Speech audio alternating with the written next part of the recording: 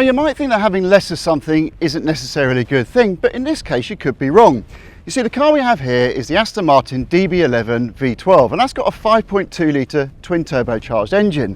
However, the car we have here is the new Aston Martin DB11 V8 model, and that's got a 4 litre V8 twin turbocharged engine derived from Mercedes AMG products. It's got 503 brake horsepower, which is about 100 brake horsepower down on the V12, but it's got a similar amount of torque, but crucially, it weighs 115 kilograms less. And when it comes to cars, the less they weigh, the better they tend to handle. So could it be that the DB11 V8 model is the DB11 to buy? So the question is, has that reduction in weight had an effect on the DB11's handling?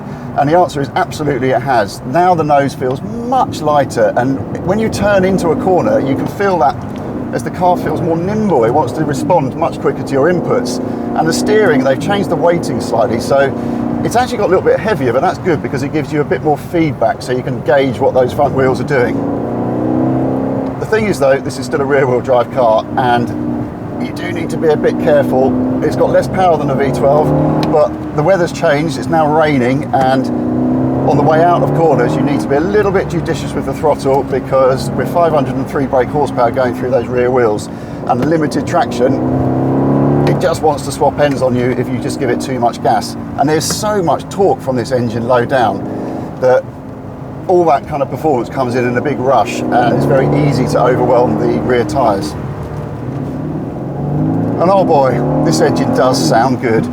It's great in the AMG models, but here Aston Martin have dialed out a little bit of the low down boominess you get with that and giving it a slightly higher pitched, racier tone. And boy, when you get on it, oh, just lovely. And little pops and crackles as you change down.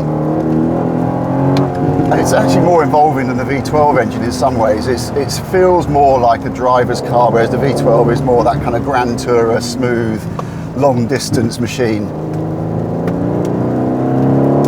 Oh yeah, that's lovely. That's lovely. And then of course there's a driving position which you kind of want spot on in a car like this for two reasons. One, you're going to be doing lots of miles in it, potentially, and also it's a powerful car, and on roads like this you kind of want to feel a bit of one with the thing. And I've got the steering wheel just where I want, there's a good amount of adjustment to it, the seat's comfortable, and also I've got plenty of elbow room, which is something that isn't particularly common with Aston Martins, which tend to be a bit constricted. It's still not quite like an S500, for example, which is a bigger car, and then you've got the Bentley GT, which again feels similar to this, but has more space and practicality. So the rear seats in this are pretty small. You get some kids in there, but that's about it. And then the boot's quite small as well, so you need to pack light for your intercontinental trip.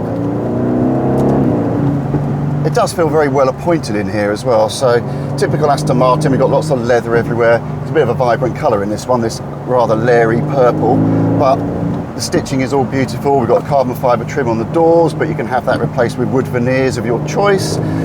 And also, we've got some decent infotainment system. It's the Mercedes system, so it's not quite as good as a BMW iDrive or something like that, but it's still much better than Aston Martins of old with their rather outdated Garmin systems. And what's really nice about the DB11 is it's got this other side to it. So yeah, you got the ferocity when you want, but if you just press this sport button on the steering wheel, and that just dials back the modes, we're in GT mode now, which gives you softer suspension and quietens off the exhaust a little bit.